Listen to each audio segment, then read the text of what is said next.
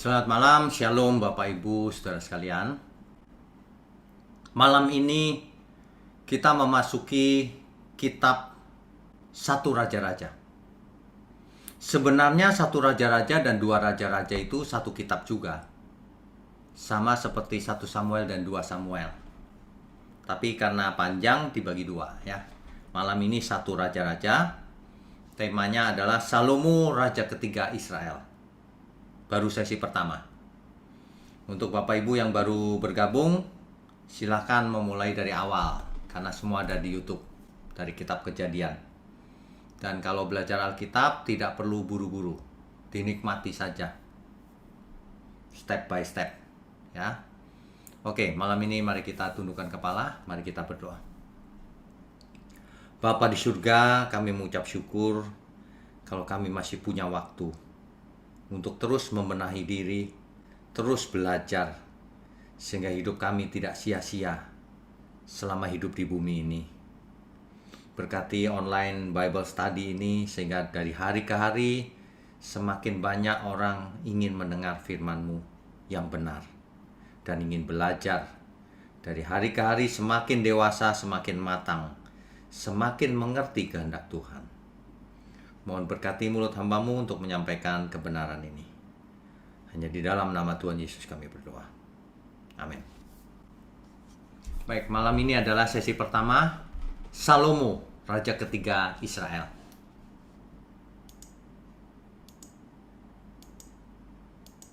Ya.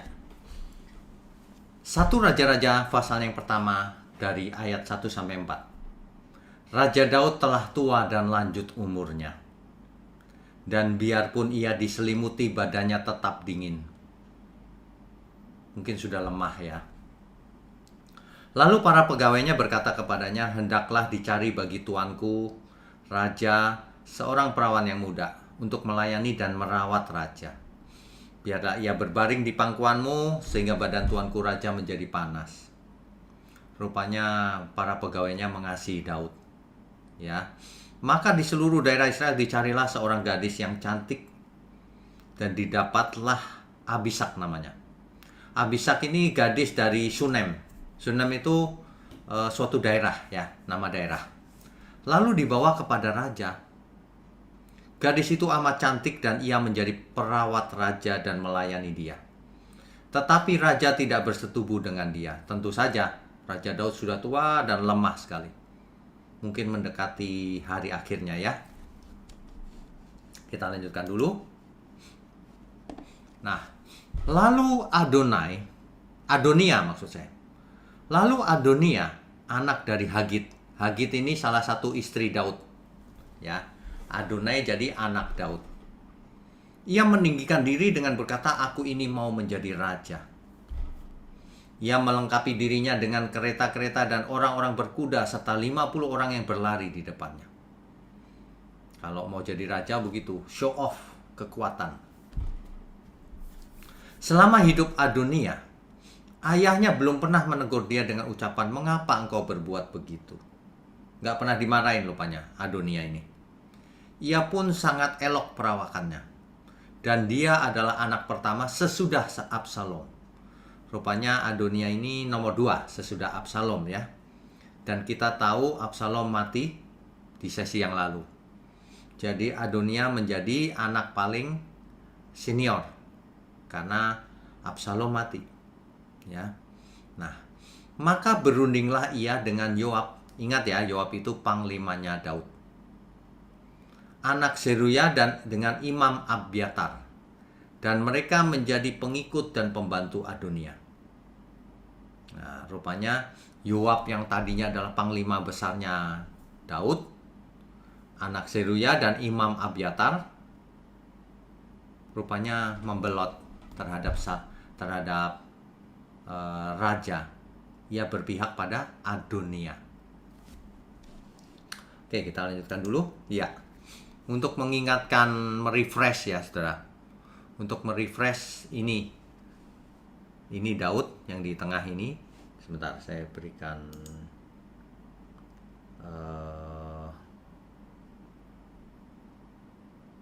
pleasure pointer deh. Oke. Ini Daud, saudara. Daud punya istri banyak. Di sebelah kirinya ini ada 4, di sebelah kanannya ada 4. Jadi 8 istrinya. Kita tahu bahwa Absalom sudah mati. Begitu juga dengan Amnon. Ya. Jadi Adonia merasa sudah senior, maka ia ingin jadi raja. Anak daripada Daud dan dari Hagit. Sedangkan Salomo masih muda, adiknya Adonia. Ya, begitu ya. Jadi ini untuk merefresh. Ya. Adonia mempunyai strategi begini. Mengajak siapa? Yoab, panglima besar, anak Zeruya, dan dengan Imam Abiatar. Jadi yang dibutuhkan untuk memberontak itu panglima besar untuk militernya, dan imam untuk urusan keagamaan. Yoab dan Abiatar. Ya. Nah, lalu berikutnya, tetapi Imam Zadok dan Benaya bin Yoyada dan Nabi Nathan dan Simei dan Rei dan para pahlawan Daud tidak memihak kepada Adonia. Jadi rupanya ada yang masih setia juga. Sesudah itu Adonia mempersembahkan domba, lembu, dan ternak gemukan sebagai korban dekat batu Zohelet yang ada di samping En Rogel. Lalu mengundang semua saudaranya, anak-anak raja, dan semua orang Yehuda, pegawai-pegawai raja. Tetapi Nabi Nathan dan Benaya dan para pahlawan dan Salomo adiknya tidak diundangnya. Jadi memang Adonia ini memiliki rencana untuk memberontak, mengambil alih, kudeta, ya, mengambil alih posisi raja dari Daud. Mungkin ia takut kalau tahtanya diberikan ke anak yang lain. Ya, tetapi Nabi Nathan tetap setia kepada Daud. Lalu Nabi Nathan melaporkan niatnya Adonia itu kepada Batsheba. Batsheba ibunya Salomo ya. Tentang apa yang diperbuat oleh Adonia. Nabi Nathan menyarankan Batsheba menghadap Raja Daud. Ceritakan saja bahwa Adonia mau jadi raja, padahal Daud berjanji bahwa anak dari Batsheba lah yang akan jadi pengganti Daud. Nanti Nabi Nathan akan membantu menyampaikan hal itu. Sudah diatur oleh Nabi Nathan ini. Ya.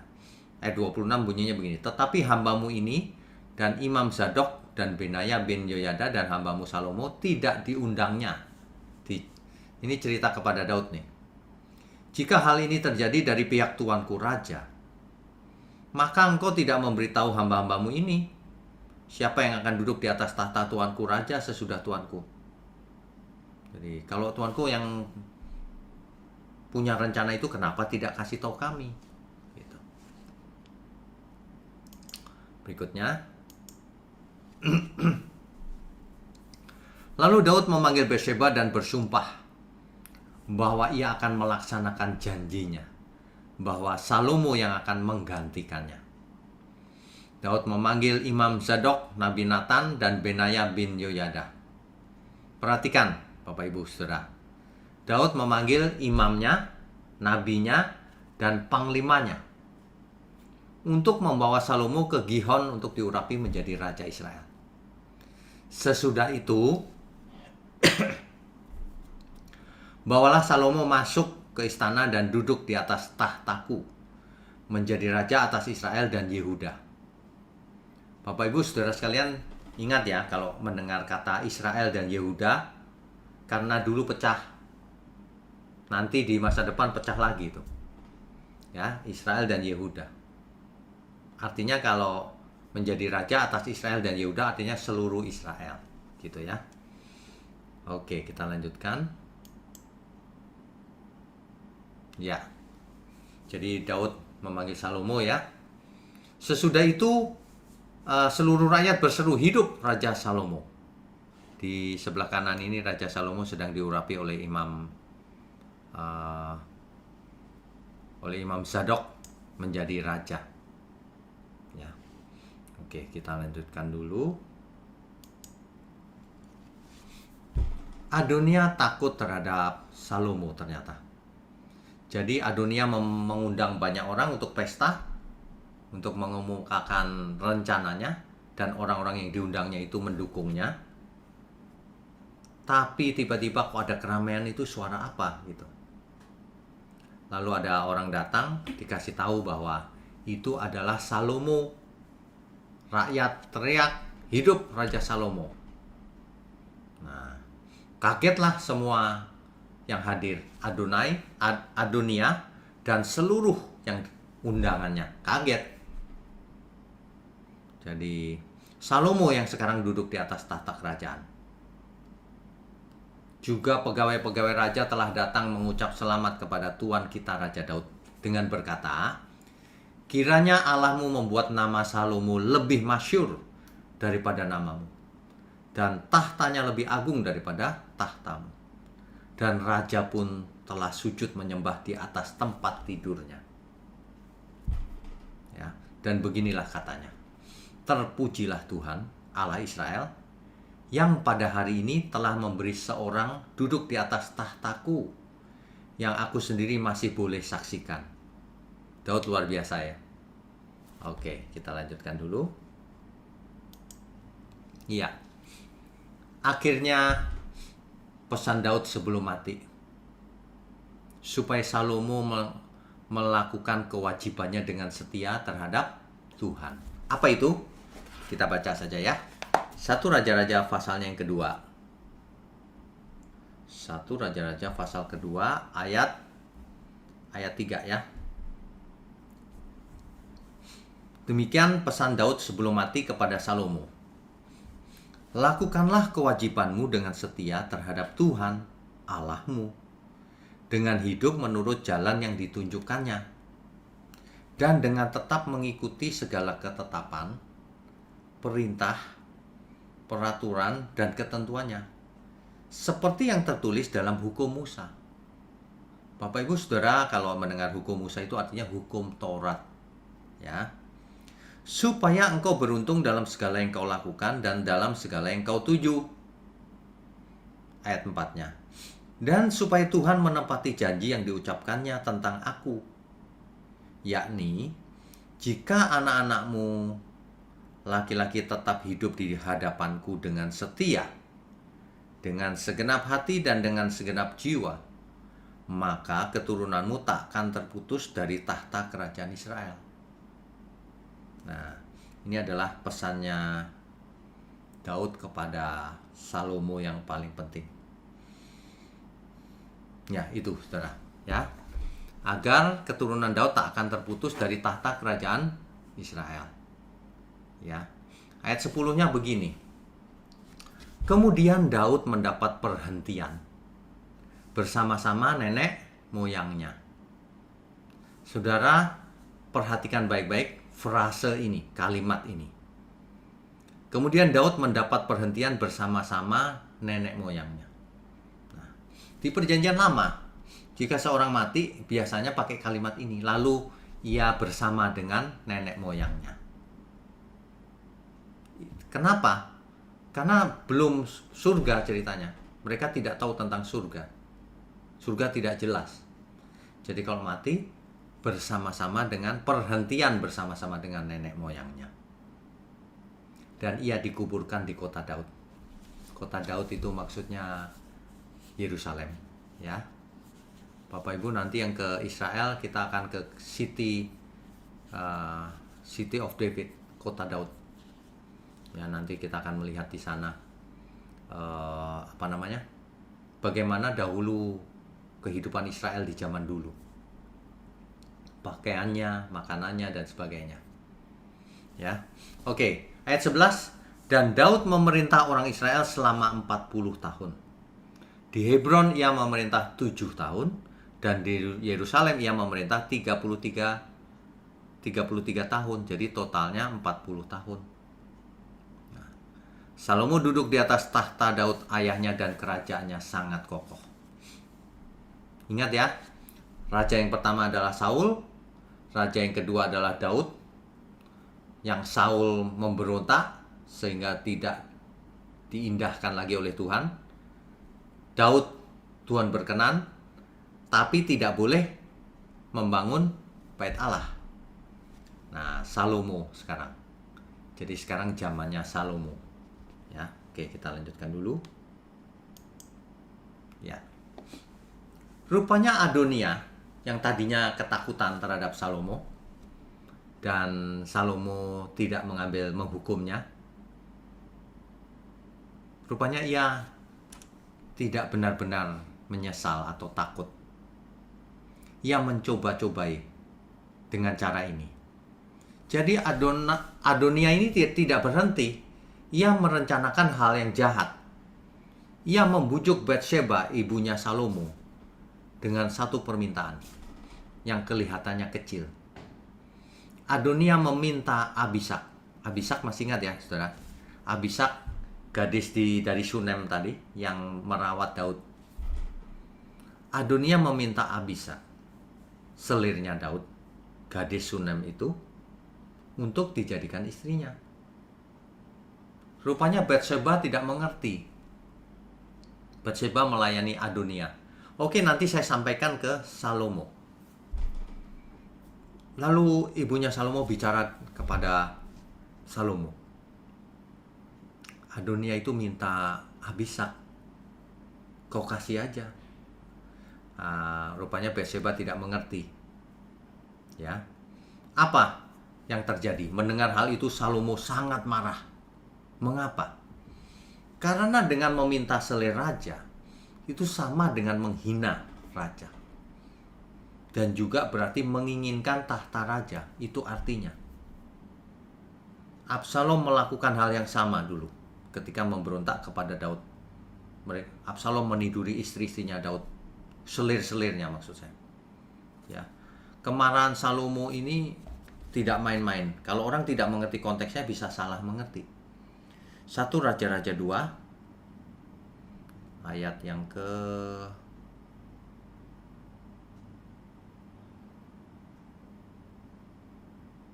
Nah, ini dia.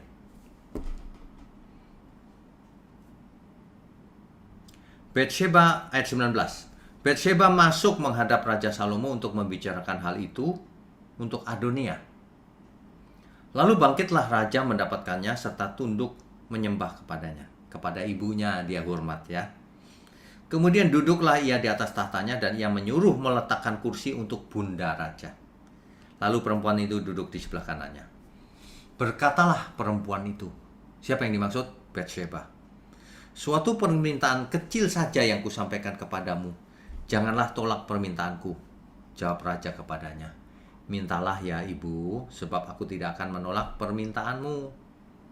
Nah, kata perempuan itu, biarlah Abisak, gadis Shunem itu diberikan kepada kakakmu Adonia menjadi istrinya. Tetapi Raja Salomo menjawab ibunya, mengapa engkau meminta hanya Abisak gadis Shunem itu untuk Adonia? Minta jugalah untuknya kedudukan raja. Marah Salomo. Bukankah dia saudaraku yang lebih tua dan di pihaknya ada Imam Abiatar dan Yoab anak Seruya? Salomo marah ini. Karena apa? Karena Salomo tahu apa yang diinginkan Adonia. Ya. Lalu bersumpahlah Raja Salomo demi Tuhan, beginilah kiranya Allah menghukum aku. Bahkan lebih daripada itu jika Adonia tidak membayarkan nyawanya dengan permintaan ini. Ini serius. Salomo harus membunuh Adonia. Jika tidak Tuhan akan menghukumku, kata Salomo begitu. Ya. Sebab Salomo yang pilih Tuhan ya untuk menggantikan Daud. Oke, tadi ayat berapa tadi? Ya. Berikutnya ayat 24. Oleh sebab itu, demi Tuhan yang hidup, yang menegakkan aku dan mendudukkan aku di atas tahta Daud ayahku, dan yang membuat bagiku suatu keluarga seperti yang dijanjikannya, pada hari ini juga Adonia harus dibunuh. Lalu Raja Salomo menyerahkan hal itu kepada Benaya bin Yoyada. Orang ini memancung dia sehingga mati. Akhirnya Adonia dipancung mati, saudara. Padahal sebelum itu Salomo tidak mau hukum Adonia. Saudara. Di 1 Raja-Raja pasal 1 di ayat yang mana? Ayat 52, Salomo berkata begini. Lalu kata Salomo, jika ia berlaku sebagai satria, Adonia maksudnya, maka sehelai rambut pun dari kepalanya tidak akan jatuh ke bumi. Tetapi jika ternyata ia bermaksud jahat, haruslah ia dibunuh. Raja Salomo sebenarnya cukup baik. Adonia kalau dia tidak berbuat apa-apa ya nggak diapa-apakan. Meskipun sudah merencanakan pemberontakan itu. Tapi rupanya Adonia kelewatan. Ia minta selai raja, menghina raja, dan sebenarnya mau merebut tahta itu. Ya. Oke, kita lanjutkan dulu ya. Ya. Akhirnya Adonia dihukum mati. Ya. Perhatikan ayat 22 ini. Tetapi Raja Salomo menjawab ibunya, mengapa engkau meminta hanya Abishag gadis Sunem itu untuk Adonia? Minta jugalah untuknya kedudukan raja. Di pihak Adonia itu ada Imam Abiatar, Yoab, anak Seruya. Jadi mereka punya imam, Adonia punya imam, punya panglima perangnya. Kan Yoab terkenal panglima perangnya Daud dulu, ya. Nah itu, ya akhirnya matilah Adonia, dipancung oleh Benaya bin Yoyada. Oke, lanjutannya. Nah, Salomo akhirnya menghukum para pemberontak. Saudara. Kalau kita masih ingat atau mengerti ya bahwa Imam Abiatar itu kan memberontak, dia memihak pada Adonia. Padahal Imam Abiatar itu adalah satu-satunya yang selamat dari pembunuhan kepada para imam di kota Nob oleh Saul di sesi yang lalu tuh. Nanti dibaca ya 1 Samuel 22 ayat 11 sampai 23. Itu kisah di mana Raja Saul membunuhin semua imam yang ada di Nob. Imam Abiatar lolos, hanya dia yang lolos. Imam Abiatar kemudian menjadi imam besar di zamannya Raja Daud dan setia sampai akhir pemerintahan Daud. Tetapi ia tidak setia kepada Salomo. Ia memberontak, malah mendukung Adonia.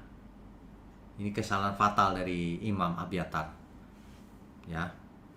Saudara ingat ya, kalau seseorang berkhianat itu dosanya besar sekali. Oke. Salomo menghukum mati juga Yoab. Dahulu Daud 2 kali ingin mengganti Yoab loh sebenarnya. Kalau Bapak Ibu saudara baca Alkitab dengan teliti ya. Tetapi Yoab membunuh calon penggantinya itu. Nanti bisa dibaca sendiri. 2 Samuel 3 ayat 17 sampai 30. Pasal 19 ayat 13 dan pasal 20 ayat 4 sampai 10. Di situ setiap kali ada orang baru yang mau menggantikan Yoab, dibunuh sama Yoab. Dan Daud tidak secara terbuka menghukum Yoab, tetapi mengutuknya. 2 Samuel 3 ayat 29. Apa yang Daud kutuk? Coba kita baca ya. Kita mengulang sedikit nih. 2 Samuel pasal 3 ayat 29.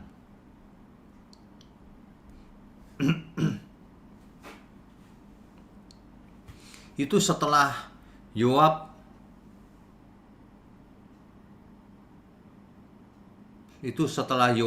membunuh Abner. Padahal Abner sudah ingin mendukung Daud. Ya. Ayat 28. Ketika hal itu didengar Daud, kemudian berkatalah ia, aku dan kerajaanku tidak bersalah di hadapan Tuhan sampai selama-lamanya terhadap darah Abner bin Ner itu. Dibunuh sama Yoab. 29. Biarlah itu ditanggung oleh Yoab sendiri dan seluruh kaum keluarganya. Biarlah dalam keturunan Yoab tidak putus-putusnya ada orang yang mengeluarkan lelehan, yang sakit kusta, yang bertongkat, yang tewas oleh pedang, atau yang kekurangan makanan. Ya, itu ya, saudara. Jadi akhirnya Salomo juga menghukum mati Yoab.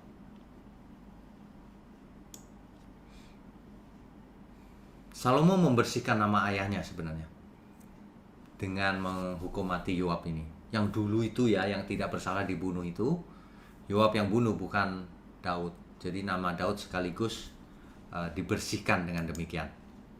Ya, oke, kita lanjutkan. Ya, Salomo akhirnya memecat Abiatar karena mendukung Adonai, kan nggak setia, dari jabatannya sebagai imam, sesuai dengan nubuatan di 1 Samuel 2 ayat 27 sampai 36. Apa itu nubuatannya? Bahwa keturunan Imam Eli tidak akan menjadi imam lagi. Nah, Abiatar dipecat, selesai sudah, keturunannya nggak bakalan jadi imam. Kenapa? Ternyata Imam Eli mempunyai anak Pinehas salah satunya. Pinehas punya anak Ahitub. Nah, Ahitub ini memiliki anak Ahimelek. Barulah Abiatar. Jadi Abiatar ini adalah keturunan dari Imam Eli. Nah, sesuai dengan nubuatan di 1 Samuel 2 ayat 27 sampai 36 bahwa keturunan Imam Eli tidak akan jadi imam lagi. Ini karena apa? Abiatar dihukum mati oleh Salomo akhirnya. Makanya seseorang kalau tidak taat sudah tidak ada nilainya. Apalagi tidak taat kepada Tuhan. Tidak taat kepada atasan saja sudah tidak ada nilainya. Kecuali atasannya jahat, itu cerita lain. Tapi kalau atasannya tidak salah, tidak jahat, lalu orang tidak taat, memberontak, wah itu dosanya besar. Kalau zaman dulu, di zaman perjanjian lama dibunuh itu. Harus dibunuh. Ya, oke. Salomo menghukum. Jadi, padahal Abiatar sebagai imam besar dan Yoab sebagai panglima di zamannya Daud adalah orang penting. Tetapi ia melakukan konspirasi menentang Salomo. Sehingga digantikan oleh Zadok, keturunan Harun, yang setia kepada Daud dan juga kepada Salomo. Ia bertanggung jawab atas tabut perjanjian. Bisa dibaca di 2 Samuel 15 ayat 24. Keturunannya bertugas di bait Allah. Sampai bait Allah suatu hari dihancurkan. Nanti kita akan sampai di sana kisahnya ya. Benaya adalah salah satu orang perkasa Daud. Makanya ketika Benaya setia oleh Salomo, Benaya dijadikan panglima. Bukan Yoab, karena Yoab sudah berkhianat. Ya. Oke. Nah, tapi kita tidak boleh salah mengerti loh, Saudara. Salomo menghukum Abiatar, menghukum mati Yoab. Salomo menghukum mati orang-orang yang memberontak kepadanya. Ya, tapi Salomo ini suka damai sebenarnya. Banyak orang salah mengerti. Ya, Salomo memerintahkan hukuman kepada Adonia, Yoab, Simei, dan memecat Abiatar sebagai imam dalam waktu yang sesingkat-singkatnya itu. Untuk apa? Untuk mengamankan kerajaan. Dengan mengutamakan keadilan dan menjaga stabilitas kerajaannya. Salomo adalah orang yang suka damai. Bagaimana cara mencapai kedamaian? 2 caranya yang ditempuh oleh Salomo. Ia tidak mempromosikan supaya kita perang gitu, tidak. Ya, justru ia menghindari perang. Dengan cara apa? Ia keluar, ia tidak pernah kalau bisa tidak berperang. Bahkan nanti kita akan melihat istrinya Salomo banyak. Kenapa? Supaya tidak perang. Itu perjanjian antar negara ya. Nah, Salomo mengakhiri pemberontakan yang ada di dalam. Itu sumber masalah itu. Jadi supaya damai, pemberontakan yang di dalam dihabisi oleh Salomo, dituntaskan. Ya. Nama Salomo itu dalam bahasa Ibrani Shelomo. Shelomo itu Salomo.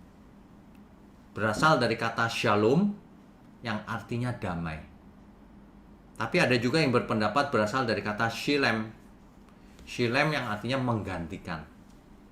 Jadi Salomo menggantikan, ya. Menggantikan apa? Anak Daud dengan Batseba yang pertama lahir kan mati. Nah, sebagai gantinya Salomo. Nah, jadi Salomo suka damai. Begitu ya. Bapak Ibu Saudara. Rabu depan sesinya sangat menarik. Ini cerita hikmat Raja Salomo itu legendaris. Nanti kita akan bahas. Raja Salomo ditawari Tuhan minta apa? Minta hikmat. Itu luar biasa loh. Ya. Sebentar ya Bapak Ibu ya. Ini kenapa ini? Oh, oke. Ya. Bapak Ibu Saudara sekalian, sebenarnya ada banyak pelajaran yang kita dapat dari kisah ini. Ini adalah bagian dari sejarah Israel mula-mula. Raja yang pertama Saul, raja kedua Daud, raja ketiga Salomo. Justru lewat Salomo inilah bait Allah nanti didirikan. Tapi juga berakhirnya tragis juga nanti kalau kita belajar. Satu hal yang kita perlu mengerti ya. Sebab kalau tidak mengerti nanti salah mengerti. Kenapa Raja Salomo seolah-olah kejam? Menghukum mati orang-orang yang memberontak. Justru ini untuk mendatangkan kedamaian, keadilan. Kalau dibiarkan terjadi pemberontakan terus, perang terus, saudara. Jadi ibarat orang sakit kanker, tangannya sakit kanker di ujung, dipotong aja biar kankernya hilang.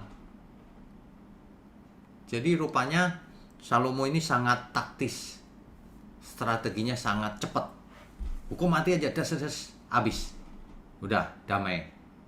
Terbukti Salomo tidak agresif untuk menyerang kemana-mana. Tidak suka perang. Tapi yang ada di dalam pemberontakan dibersihkan oleh Salomo. Ya. Ini membuat kita belajar bahwa kita tidak boleh menjadi pemberontak. Tidak boleh menjadi pengkhianat. Tidak boleh tidak taat kepada atasan asal atasannya benar. Jangan meninggikan diri, aku mau menjadi seperti dia, mau menggantikan raja. Itu namanya tidak tahu diri, menunjuk diri sendiri menjadi raja, ingin menduduki keadaan posisi tertinggi. Ini sering terjadi dalam dunia politik, khususnya di Perjanjian Lama ini, penuh dengan intrik dan politik. Tetapi ingat, Perjanjian Lama itu ditulis dalam rangka menunggu datangnya Sang Mesias. Setelah manusia jatuh dalam dosa, menunggu datangnya Mesias. Itu sebabnya melalui Salomo akhirnya nanti. Salomo, Rehoboam, dan seterusnya sampai ke Mesias. Ya, kita sudah gambarkan silsilahnya di sesi yang lalu. Nah, pelajaran yang paling penting bagi kita adalah itu. Jadi jangan kita mengangkat diri kita sendiri, aku bisa jadi raja. Itu orang tidak tahu diri namanya. Itu orang yang tidak berhukum. Ya. Raja Daud kan masih hidup. Adonia ingin menjadi raja, mengangkat diri sendiri. Membuat konspirasi ke kiri ke kanan. Bergerombol. Gak tahu apa yang dimaksud. Apa yang diceritakan ke orang-orang, kok bisa orang-orang itu tertarik dengan ajakan Adonia. Makanya mereka menggerombol. Orang yang memberontak menggerombol menjadi satu gerombolan. Adonia mengundang orang-orang yang mendukungnya untuk pesta. Begitu. Yang tidak mendukungnya tidak diundang. Ini konspirasi. Ini trik-trik jahat sebenarnya. Gampang dibaca. Dalam kehidupan sehari-hari juga sama, saudara. Kalau ada orang main politik gitu ya, terus ingin meninggikan dirinya. Aku bisa menggantikan dia. Nah, itu dia. Itu orang yang tidak tahu diri. Nanti kalau hukuman Tuhan datang, baru menyesal. Jangan ya. Kita nurut saja sama kehendak Tuhan. Kita ikuti saja kehendak Tuhan. Jangan punya ambisi. Nanti ambisi itulah yang akan mencelakakanmu. Kebanggaanmu itulah yang akan membinasakanmu. Mari kita belajar menjadi orang-orang yang di mana Tuhan berkenan.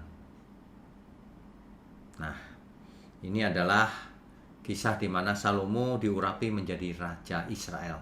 dan Yehuda. Seluruh Israel maksudnya. Nanti ke depan kita akan semakin menarik karena dikisahkan Salomo minta apa? Ditawari Tuhan, Saudara. Tidak banyak manusia yang ditawari Tuhan. Mau minta apa? Gitu. Coba nanti kita bahas itu di Rabu depan ya. Sekarang kita diskusikan dan boleh ada tanya jawab. Silakan.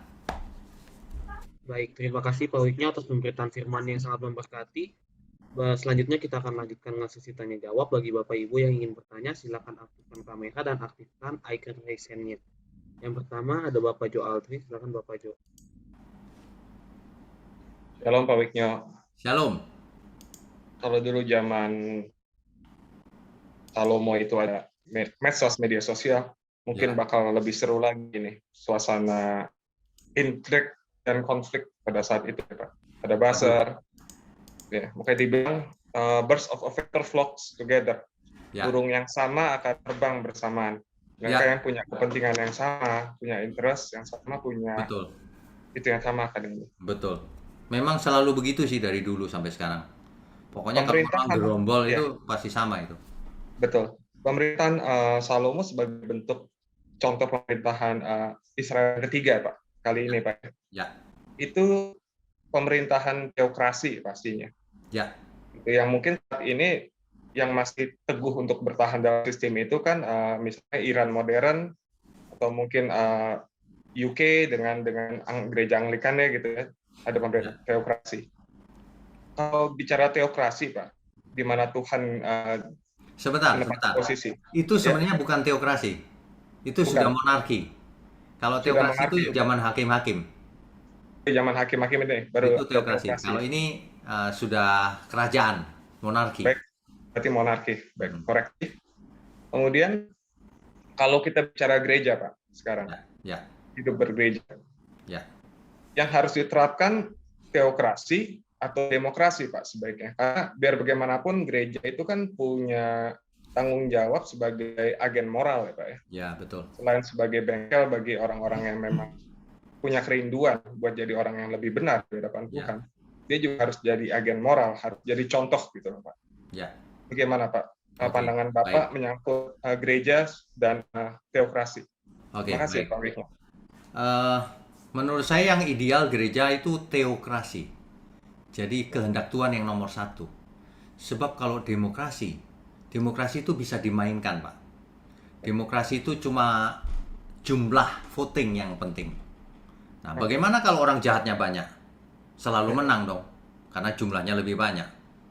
Jadi bukan, harusnya teokrasi. Teokrasi itu pimpinan yang putuskan. Nah, tapi jadi bahaya kalau pimpinan yang putuskan ternyata bukan teokrasi. Ternyata ia berpusat pada dirinya sendiri. Itu bahaya malahan. Jadi sebenarnya sistem itu yang benar memang terpusat ke satu orang yang pimpin. Biar tidak usah ribut sana sini, voting dan sebagainya. Tapi harus orang benar. Nah, gitu. Itu aja, Pak. Terima kasih, Pak Wiknya. Oke, terima kasih. Baik, selanjutnya ada Mulyono Steve. Silakan, Pak. Pak Mulyono, silakan. Ya, malam. Selamat malam, Pak. Selamat malam. Ya. Saya mau tanya, Pak. Pada waktu Daud sudah lanjut usia, terus nggak ada yang ditunjuk menjadi raja. Mungkin saya membayangkan situasi saat itu mungkin ada sedikit chaos gitu dari rakyat mungkin. Kok ini sudah mau meninggal tapi kok raja belum ditunjuk-tunjuk kan gitu kan. Nah, terus habis itu kan Adonia melakukan gerakan seperti itu. Ya toh. Ini kan lain dengan zamannya Absalom waktu itu, Pak. Daud masih kuat gitu loh kondisinya. Kalau sekarang kan sudah lemah. Terus Adonia membuat seperti itu. Terus akhirnya kan ada pengikutnya, Abiatar dan Yoab. Ya kan? Ya. Terus yang saya tanyakan itu adalah mungkin Adonia dan Yoab nggak tahu, Pak. Kalau yang ditunjuk Tuhan itu Salomo. Mungkin yang ditunjuk Tuhan Adonia mungkin. Dia nggak tahu. Terus dia mengikut Adonia. Terus ternyata setelah berikutnya Adonia salah. Loh kok dia disalahkan gitu loh. Padahal dia situasi saat itu kan nggak tahu, mungkin ini yang ditunjuk Tuhan. Oke, mengerti. Mengerti Itu pertanyaannya. pertanyaannya tuh. Nah, Oke, mengerti. bagaimana kita bisa menyikapi kalau sekarang itu pemimpin itu salah atau betul gitu? Oke, mengerti. Pada saat situasi seperti itu. Mengerti. Oke, makasih Pak. Ya. Daud memang sudah tua, tetapi belum mati. Sehingga seseorang tidak boleh memakai pikirannya sendiri, aku aja yang jadi raja. Adonia kan begitu, yang meninggikan diri, kalimatnya begitu kan. Jadi ia memilih dirinya sendiri, seharusnya ia menghadap raja, tanya. Jadi apapun nggak bisa dipakai Pak, itu asumsi tadi itu. Data Alkitab tidak mengatakan begitu. Keadaan masyarakat juga nggak chaos kok, nggak ada tulisan chaos. Ini Adonia ingin jadi raja, meninggikan diri. Ya itu salah. Buktinya apa? Buktinya Bathsheba bisa ketemu Daud dan tanya. Mestinya dia tanya kalau mau, aku bukan ya, kan gitu. Memang ada niat jahat Pak. Iya. Jadi mesti menghadap bicara dulu ya dengan. Iya dong, kan Daud belum mati. Nggak menganggap seperti itu sendiri ya. Iya. Ya, ini cuma fantasi aja, mungkin saya bayangkan salah juga. Adonia salah besar Pak. Masa Iya. Daud masih ada dia mengangkat dirinya sendiri? Mestinya tanya dong ke Daud. Pengikutnya juga ikut salah Pak akhirnya. Salah besar. Apalagi Yoab. Yoab kan panglima, dia tahu kepala panglima siapa? Daud. Kenapa dia ikut situ? Memangnya dia nggak ngerti. Yoab lagi pula salah besar Pak. Sudah berapa kali dia bunuh orang padahal Daud tidak memerintahkannya. 2 kali. Bahaya juga ya bagi pengikutnya yang nggak ngerti pemimpinnya gimana gitu Pak ya. Iya. Intinya sederhana sih Pak. Jadi orang itu harus taat pada pemimpin. Asal pemimpinnya benar. Kalau pemimpinnya nggak benar ya tinggalin aja. Nggak usah benci pemimpin. Sederhana kan? Iya deh, itu aja. Oke. Makasih Pak Iman. Ya, Tuhan berkati. Makasih. Berikutnya. Oke, selanjutnya ada Bapak Payaman Sinambela. Pak Payaman, silakan Pak. Shalom, selamat malam Pak. Shalom, selamat malam. Sering kita dengar atau Bapak sebut juga kerajaan Israel dan Yehuda. Ya. Tapi kalau dilihat perbandingan suku jauh lebih besar Israel, malah 1:11 mungkin. Ya, kalau Ini Israel seluruh suku di jumlah ya Pak. Ya, Ya. 1:11. Dan pertanyaan saya Pak, mengapa tidak ada perimbangan jumlah daripada suku-suku Israel ini yang 12 ini, sehingga dari segi jumlah suku terjadi suatu jumlah yang sangat besar kesenjangan. Tetapi kayaknya kekuatan di Yehuda. Terima kasih Pak. Oke, baik. Ini bukan soal seimbang atau tidak sih Pak, karena terjadinya perpecahan memang begitu kan. Mulai dari Daud ketika menjadi raja di Hebron, kan Daud menjadi raja orang Yehuda. Nah, mulai di situ ceritanya. Jadi bukan soal jumlahnya, enggak. Daud jadi raja, yang mendukung cuma Yehuda ketika itu, Raja Yehuda. Yang selain itu Israel. Jadi rupanya udah terpisah mulai dari situ ceritanya. Gitu Pak. Ya, makasih. Satu lagi Pak ya. Ya, silakan. Tadi sebetulnya kalau kita lihat itu enak aja membunuh ya Pak ya. Artinya bunuh, wah, gitu kadang-kadang sedih juga.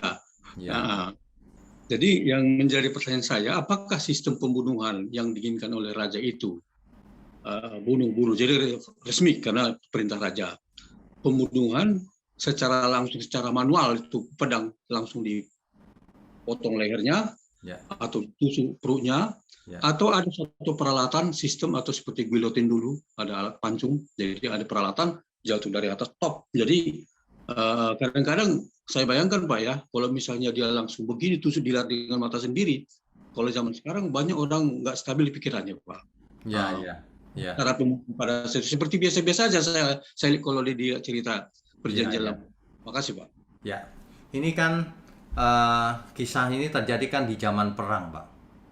Suasana perang Pak. Nah, suasana perang itu sebagai seorang raja, pilihannya nggak bisa tidak. Ini kalau dibiarkan mengacau, jadi perang, pemberontakan dan sebagainya. Tapi kalau ini dibunuh, selesai, ya selesai, damai. Nah, pilihannya itu, meskipun itu bukan pilihan yang baik ya. Kadang-kadang dihadapkan pada situasi yang ini jelek, yang ini jelek. Tapi mana yang lebih jelek itu? Kita pilih yang terbaik dari pilihan-pilihan yang jelek gitu, Pak. Kadang-kadang terjadi seperti itu. Tapi nggak boleh jadi rumusan umum zaman sekarang. Zaman sekarang kan damai, tidak ada perang. Beda. Kalau suasana perang bisa terjadi itu, Pak. Satu orang bisa membahayakan seluruh masyarakat, misalnya lebih baik dia dilumpuhkan. Gitu. Tapi itu pun nggak boleh masing-masing kita main hakim sendiri, nggak boleh. Ada yang punya otoritas, Pak. Kalau dalam kisah perjanjian lama ini yang punya otoritas kan rajanya. Ya. Zaman sekarang ya ada yang otoritas, bukan masyarakat menghakimi sendiri-sendiri, nggak boleh, kacau nanti, chaos. Gitu. Ya. Ya, makasih Pak. Selamat malam Pak. Oke. Tuhan berkati, Pak. Berikutnya, Oke. Selanjutnya ada Bapak Oto. Silakan Pak Oto. Pak Oto silakan. Mau tanya apa, Pak? Selamat malam Pak Wisnu. Selamat malam. Saya mau tanya Pak Wisnu, Ya. kenapa suku Samaria itu terisolir dari bangsa Israel? Oh, oke. Pak, itu aja. Ya, oke, baik. Jadi sebenarnya Samaria itu adalah hasil kawin campur, Pak. Kan Israel itu kan nanti pecah tuh utara selatan. Nah, nanti di sesi mendatang ada tuh ceritanya. Nah, itu kawin campur, jadi tidak dianggap oleh Israel sebagai anak Abraham. Beda, udah beda gitu. Suku bangsanya udah beda, goyim, kafir gitu, Pak. Dianggap goyim Pak ya? Iya, jadi musuhan, Pak. Musuhan. Iya, iya. Jadi mereka mendirikan baitnya di Gerizim ya Pak ya? Iya, betul. Mereka mendirikan di Gunung Gerizim, mereka bikin Taurat sendiri. Tauratnya sama, tapi tempat-tempatnya diganti. Oh iya. Satu lagi Pak, Ya. saya ini waktu kita kebaktian sore itu yang Bapak kirim itu pimpinannya itu saya kira dia mengatakan ini, mari kita mengundang Roh Kudus hadir dalam kebaktian ini. Mengundang Roh Kudus, sedang kita orang Kristen itu punya Roh Kudus di hati kita Pak ya. Iya, betul. Itu Betul. saya kira itu hal yang kurang tepat Pak ya, saya kira doa yang demikian. Karena Oke, karena kenapa? Roh Kudus kan sudah ada di hati kita. Jadi kita tinggal menghormati Roh Kudus yang ada dalam hati kita dan mengikuti Tuhan yang kita takuti. Ya. Ya. Ya, itu benar, Pak. Tapi saya berpikir gini, kalau seseorang mengundang Roh Kudus, bukan Roh Kudus tidak hadir, maksudnya supaya Roh Kudus berkarya mengurapi keadaan itu. Itu. Tapi kalau pengertiannya supaya Roh Kudus ada tadinya nggak ada, nah itu salah. Karena Roh Kudus sudah ada. Gitu ya, Pak ya. Terus kalau sama orang yang tapi kan itu untuk orang Kristen tuh mempercayai Roh Kudus ada dalam hati. Tapi kalau bagi orang yang non Kristen itu Roh Kudus nggak ada berarti Pak ya? Bagi orang yang belum percaya, Roh Kudus juga Ya. berkarya, tetapi beda, Pak. Berkaryanya hanya gini, menyentuh nuraninya aja, kamu nggak boleh gitu. Masa kamu nggak percaya? Diarahkan gitu doang, Pak. Nggak diproses seperti orang percaya. Kalau orang percaya harus sempurna, dipimpin kepada seluruh kebenaran. Gitu. Kalau orang di luar, orang percaya nggak bisa dipimpin bagaimana? Oke, thank you. Sesi ini. Oke, Tuhan berkati. Ya, berikutnya. Oke, selanjutnya atas nama Ibu Kacamata. Kok Ibu Kacamata? Silakan, silakan. Di unmute dulu. Ya, Ya, selamat malam, Pak. selamat malam. Iya, Ibu, Jadi begini, Ibu Pak. siapa namanya? Welmince, Pak. Welmince. Nah, seri name ya, Bu. Ibu Welmince. Welmince. Ya, oke, silakan, Bu. Ya. Jadi begini, Pak. Nah, kalau kita lihat pembunuhan itu sadis ya, Pak ya, kayak ngeri Sadis. mau baca. Sadis banget, Bu. Nah, ya. Terus pertanyaan, Pak, raja itu kan istrinya banyak. Ya, Nah, padahal dari istri banyak itu melahirkan anak-anak dan itu jadi sumber malapetaka. ya, Nah, itu kan sudah berkelanjutan sejak zaman hakim-hakim ya. sampai raja. Apakah sebagai tugas seorang imam, apakah Tuhan mengizinkan itu? Padahal dampaknya itu buruk sekali. Kenapa Tuhan mengizinkan seperti itu tuh Pak? Ya, oke, baik. Ya. Jadi poligami itu di Perjanjian Lama masih bukan Tuhan berkenan, bukan. Ya diizinkan saja gitu. Karena budaya hari itu masih begitu, raja-raja itu. Jadi bukan Tuhan berkenan ya, tapi diizinkan. Nanti di Perjanjian Baru sudah tidak diizinkan lagi. Karena Perjanjian Baru semua orang harus sempurna, harus hidup kudus. Kalau Perjanjian Lama kan harus hidup kudusnya lewat ritual tuh Bu, yang pakai korban bakaran, korban persembahan domba, kambing, darahnya dicurahkan dan sebagainya. Nah, kalau Perjanjian Baru harus hidup kudus benar-benar. Makanya jadi beda, tidak boleh poligami lagi. Gitu Bu. Ya, ada satu lagi Pak, tapi di luar yang kita pelajari. Silakan. Jadi begini Pak, saya baca merenung tentang pencobaan Tuhan Yesus di padang gurun.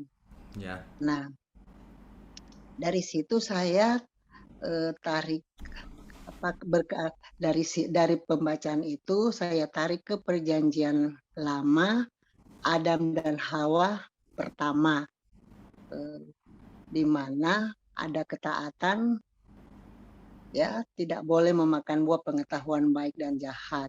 Ya. Terus ketaatan itu karena mereka segambar serupa. Artinya segambar serupa kan seperti yang Bapak sudah ajarkan, perasaan Tuhan ada di dalam kehidupan Adam dan Hawa. Lalu ketika Tuhan Yesus juga setelah dari baptis, dia menerima pengurapan ya Pak sebagai Raja, Imam, dan Nabi ya. Lalu dia dicobai. Artinya ketika Adam gagal, nah Tuhan Yesus ini dia dalam ketaatan yang penuh sehingga dia berhasil. Seperti itu ya Pak. Mohon pencerahan. Ya, jadi begini Bu. Adam tidak taat. Melanggar perintah Tuhan langsung kan. Tidak boleh makan, malah dimakan. Artinya harus ada Adam yang kedua, Adam terakhir. Kalau lewat Adam semua orang telah mengenal dosa, mengenakan kodrat dosa, menjadi mengenal maut. Karena Adam kedua juga, maka seluruh dunia mengenal pembenaran, kebenaran, keselamatan. Gitu Bu. Jadi paralelnya begitu. Nah, kita mau jadi seperti siapa? Adam yang pertama atau Adam yang terakhir? Tuhan Yesus. Nah, itu pilihan di tangan kita. Begitu Bu. Lalu Pak begini Pak, dalam kehidupan yang real kan, Ya. sering kita tuh mengalami banyak sekali ya masalah-masalah dalam kehidupan. Ya. Nah, bagaimana supaya kita tetap dalam setiap keputusan tuh kita tuh memiliki perasaan, pikiran yang seperti Tuhan Yesus supaya kita menghadapinya, kita tuh bisa tidak melakukan kesalahan. Gimana tuh Pak caranya? Oke, baik. Jadi yang pertama kita harus mengenal kebenaran, mengerti kebenaran. Itu yang pertama. Bagaimana cara mengenal kebenaran? Belajarlah firman Tuhan, mengerti dengan benar Alkitab. Nah, contohnya seperti online Bible Study ini, kita ikut terus gitu, nanti makin lama makin pengertiannya makin lengkap, makin utuh. Itu yang pertama. Secara pengertian dulu, akal budi. Yang kedua, harus melakukan. Kalau cuma mengerti aja ya percuma juga sih. Karena ada banyak orang mengerti tapi tidak melakukan, hidupnya bertentangan dengan apa yang diajarkannya. Wah, ini kacau nih. Jadi yang pertama pengertian harus dibangun, yang kedua harus hidup berdasarkan pengertian yang benar itu. Nah, barulah yang ketiga kita bergaul dengan Tuhan setiap saat, terjadi relasi dengan Tuhan, hubungan yang dekat dengan Tuhan. Itu stepnya itu, cuma itu proses panjang. Iya, gitu Bu. Iya Pak, terima kasih banyak Pak. Oke, Tuhan berkati Bu. Ya, berikutnya. Baik, selanjutnya ada Ibu Meme Patrosi. Silakan Bu Meme. Bu Meme, silakan. Shalom Pak Witno, selamat malam. Selamat Kedengaran malam. ya Pak ya? Kedengaran ya Pak suara saya? Ya, kedengaran. Ya, Ya Pak, saya mengucapkan syukur dan terima kasih juga semua waktu Bapak, tenaga Bapak, dan juga ide-ide yang baru yang dapat mengubah karakter sedikit, walaupun sedikit demi sedikit ya Pak. Ada perubahan dalam kehidupan. Oke. Ya, terima kasih ya Pak, dan juga kepada Brother Daniel, terima kasih Brother. Thank you. Ya Pak, saya mau nanya nih Pak. Ya. Pada mula-mula di perjanjian lama itu kan Pak, umat pilihan Tuhan itu kan disebut nabi. Bagaimana? Mula-mula di perjanjian lama ini kan Pak, umat pilihan Tuhan itu kan disebut seperti nabi. Seperti nabi? Maksud saya, Musa itu kan nabi. Oh ya, oke. Terus? Terus melangkah lagi, hakim-hakim ya Pak ya? Ya. Hakim. Ya. Pas itu sekarang kita belajar ke raja ya Pak ya? Raja. Sampai hari ini Salomo ya? Ya. Di mana Salomo ini banyak juga yang kita dapat pelajari yang tercatat dalam Alkitab. Dia diberkati oleh Tuhan dan menjadi raja yang paling bijaksana ya dalam sejarah. Ya. Terus saya mau tanya gini loh Pak. Kita di zaman sekarang ya, mengikut Tuhan Yesus. Orang-orang yang diurapi, ini menurut saya dulu ya Pak. Ya. Orang-orang yang diurapi Tuhan itu, yang dipilih itu seperti pendeta, ketua, majelis ya Pak ya. Terus gimana kita bisa membedakan itu pilihan Tuhan dan tidak pilihan Tuhan? Pak, tolong penjelasannya, terima kasih. Oke, ya. Jadi sebenarnya orang-orang yang dipilih Tuhan itu bukan berdasarkan jabatan. Jadi bisa saja seorang businessman dipilih Tuhan untuk bergerak di bidangnya gitu, untuk mendukung pekerjaan Tuhan misalnya. Sama, bisa. Bahkan sebaliknya, seorang yang jabatannya pendeta belum tentu dipakai Tuhan. Kalau yang diajarkannya salah, malah dipakai iblis itu. Ya, jadi bukan soal jabatan, soal apa yang disampaikan. Bukan juga soal gelar, bukan. Bukan soal kekayaan, bukan. Apa yang disampaikan, kalau itu kebenaran, nah barulah itu dipakai Tuhan. Soal dipilih Tuhan atau tidak itu tidak terlalu penting. Apakah yang dilakukannya itu berkenan bagi Tuhan, itu pentingnya di situ. Jadi kalau apakah dipakai Tuhan? Bye-bye. Kalau kebenaran dipakai Tuhan pasti. Itu aja ciri-cirinya. Oh, berarti yang terpenting itu kebenaran ya Pak ya? Iya. Kalau seseorang menyampaikan firman dengan benar, pasti dipakai Tuhan. Kalau menyampaikan firman yang nggak benar, dipakai setan pasti. Ya Pak, tapi kalau dia menurut Alkitab? Loh, menurut Alkitab kan cuma di mulut. Aku ngajar menurut Alkitab loh, bener nggak menurut Alkitab? Kalau kita lihat ternyata nggak sama, oh belajarnya salah dia berarti. Begitu, Bu Meme. Kita perbuat apa dong? Tinggalkan dia atau tidak usah dengar? Ya, nggak langsung tinggalkan. Maksudnya kan bisa bicara baik-baik. Kita belajar lagi ya. Ini kayaknya nggak begitu deh. Alkitab bilang begini. Nah, kalau nggak mau berubah juga ya ngapain kita mendengar suara dia? Salah. Hidup kita kan cuma sekali. Kalau belajar dengan orang yang salah untuk apa? Iya kan? Tapi kita tetap sebagai sahabat atau sebagai apa ya, tetap aja berteman nggak apa-apa. Tapi jangan serap pengertian yang salah. Rugi kita. Apakah juga bisa Pak jemaat menegur pendeta ya Pak? Bagaimana jemaat? Bisa menegur pendeta kalau dia ada salah? Tergantung. Kalau pendetanya rendah hati bisa. Kalau kebanyakan kan ditegur marah malahan. Nah, Iya, kalau marah ya nggak usah ditegur, berarti nggak bisa ditegur kan gitu. Satu lagi boleh ya Pak? Boleh terakhir. Ya, terima kasih Pak Iya ya. Ada kawan ini, dia tanya saya, kalau orang Kristen itu bisa nggak ya? Kalau contoh kan kita ini sudah suami istri ya. Ya. Jadi suami istri itu kan nggak bisa lagi ditutupin. Soalnya keuangan lah dia tanya saya Pak. Kalau keuangan contoh ya suami kita memang memenuhi kebutuhan kita ya gitu. Terus kita bisa nggak ngambil duit dia sedikit-sedikit tanpa pengetahuan dia, tapi kita pergunakan untuk kebutuhan rumah tangga, bukan untuk apa-apa. Saya nggak, gimana Pak? Oke. Ini pertanyaan ibu-ibu. Iya maaf ya, saya pun Iya. nggak tahu jawab. Boleh nggak ya ngambil uang suami diam-diam, tapi untuk keperluan rumah tangga gitu ya? Saya cuma mau ingatkan gini. Milik suami itu milik istri. Milik istri juga milik suami. Karena Alkitab berkata keduanya menjadi satu. Jadi tidak ada istilah ngambil diem-diem. Semuanya milik istri. Nah, milik istri juga milik suami. Itu yang benar. Kalau suami hitung-hitungan sama istri, akhirnya istri juga hitung-hitungan ngambil diem-diem. Jadi nggak benar semuanya. Suaminya sih yang salah. Maksudnya suami nggak begitu. Suami juga terbuka saja sama istrinya. Asal, nah ini jadi rumit. Asal istrinya juga bener ngelolanya. Kan ada istri-istri yang boros setengah mati, nggak mau tahu. Nah, yang kayak begitu suaminya mulai ngerem. Wah, ini nggak bisa dibiarin nih, bangkrut nih. Ya kan, jadi nggak sederhana juga, tergantung kasusnya. Suaminya bagaimana, istrinya bagaimana, kan gitu. Nggak bisa dijawab begitu. Kan saya nggak tahu bagaimana keadaan keluarganya. Ya kan? Yang paling penting itu dua-duanya belajar hidup benar. Nanti beres semua urusannya. Soal keuangan, soal apa aja jadi beres. Ya. Pak ya, janji takut Tuhan ya Pak ya. Iya, itu nomor 1. Ya.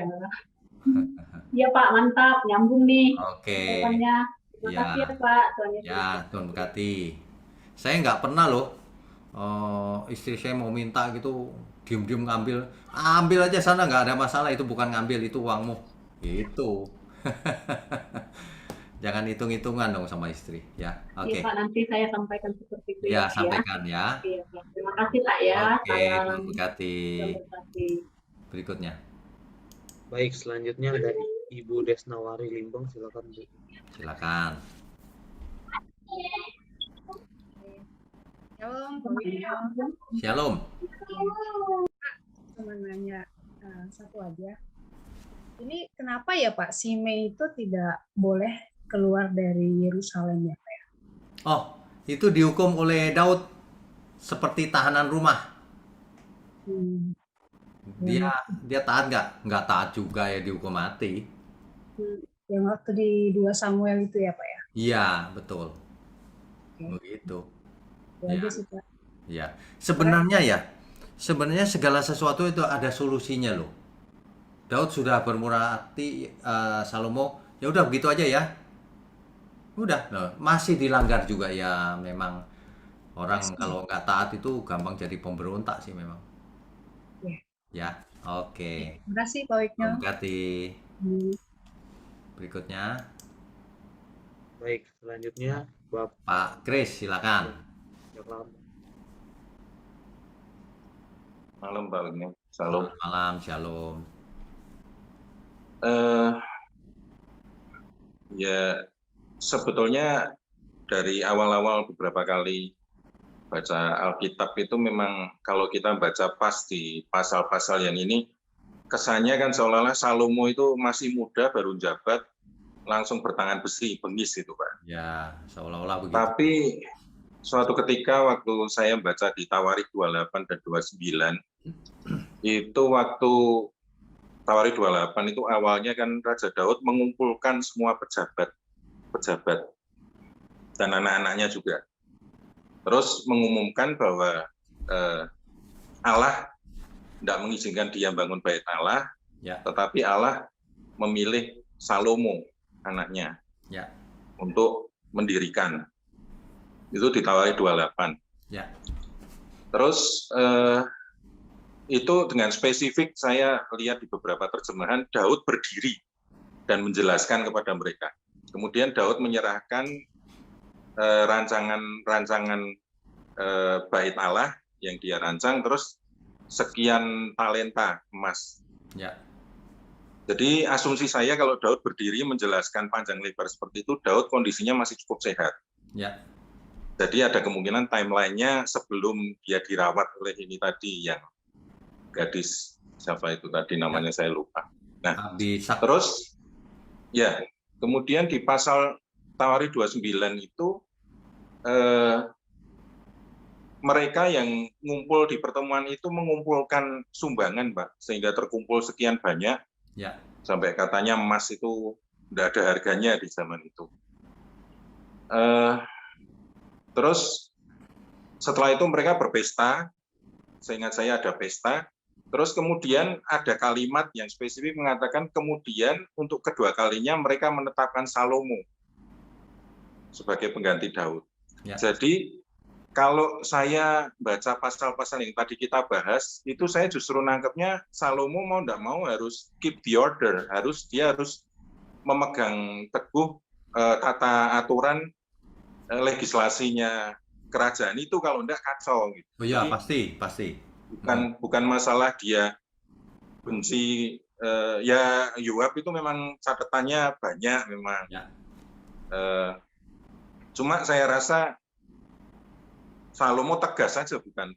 Ini kan tadi kan beberapa teman-teman yang dengarkan Bible Study ini kan kesannya seolah-olah kok bunuh-bunuhan, kok harus gini. Ya. Padahal sebetulnya kan kayak Yoab itu terus imamnya itu kan juga tidak bisa ditoleransi karena di pertemuan itu sudah dijelaskan sebetulnya. Ya. Betul. Ini loh, penerusku ini terbuka, malah mengumpulkan emas sekian banyak. Betul. Nah, nanti di pasal 29 akhir-akhir itu baru dijelaskan Daud sampai memutih rambutnya, baru dikumpulkan bersama nenek moyang. Berarti kan sebelumnya sebelum Batseba ngadep ke Raja Daud waktu dia kondisi sakit sampai sujud di tempat tidur itu kan saking sudah lemahnya, Pak.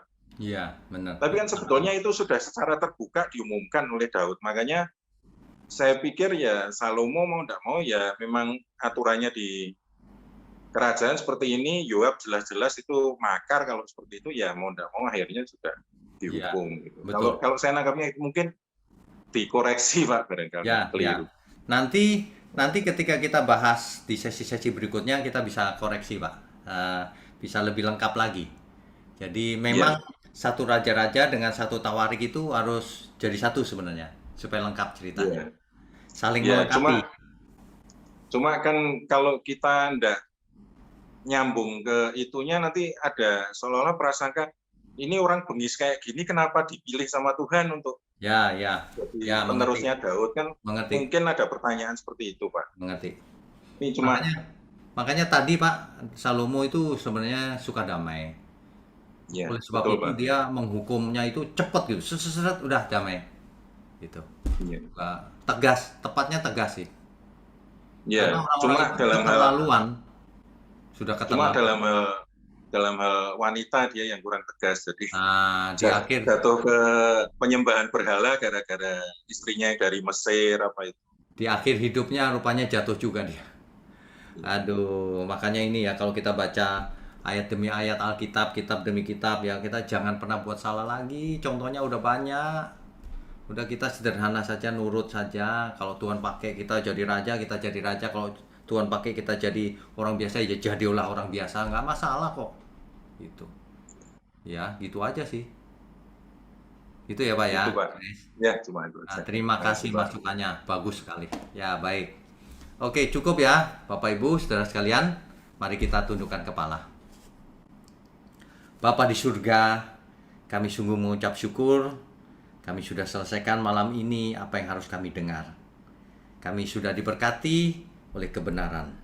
Biarlah melalui apa yang kami dengar, kami mendapatkan banyak hikmat yang mengubah setiap hidup kami. Jangan setiap kami berbuat dosa, apapun bentuknya. Dalam hal ini ketaatan Tuhan. Terima kasih Bapa. Mohon berkati semua tangan yang mendukung pekerjaan-Mu ini. Juga kami semua yang mendengar, baik yang melalui Zoom maupun yang YouTube nanti. Tuhan berkati masing-masing. Kami sambut segala berkat malam ini hanya di dalam nama Tuhan Yesus. Haleluya. Amin.